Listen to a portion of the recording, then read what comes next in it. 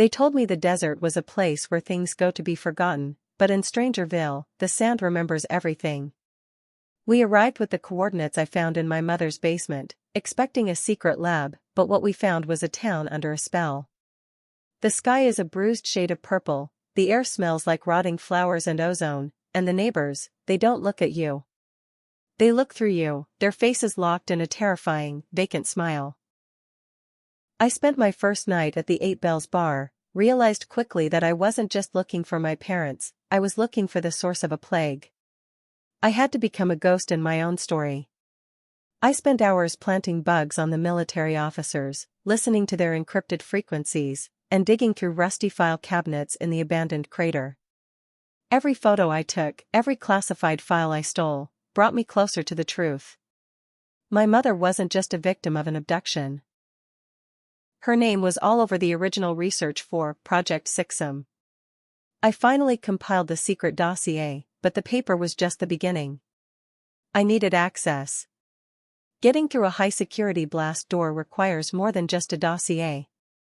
I had to play a dangerous game of manipulation, charming a high-ranking sergeant just to get my hands on a keycard.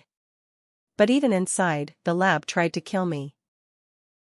The purple haze in the corridors is toxic, a thick fog of spores that infects your mind before it takes your body.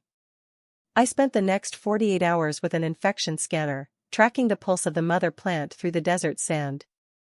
My lungs were burning, but I couldn't stop. Not when I could hear my brother Thomas whispering that the voices in the basement were getting louder. The final transformation happened in the chemical lab.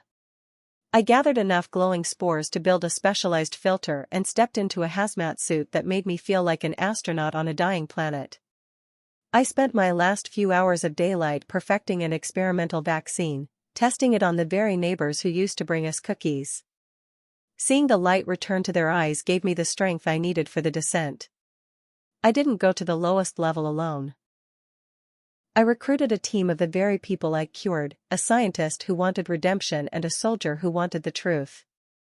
We descended into the heart of the crater, down past the reinforced steel and into the hive. The mother plant was waiting, a towering nightmare of vines and ancient hunger. My parents were there, suspended in a trance, part of the hive mind. The battle was a blur of vaccines and violet light, a desperate fight to save a town and a family at the same time.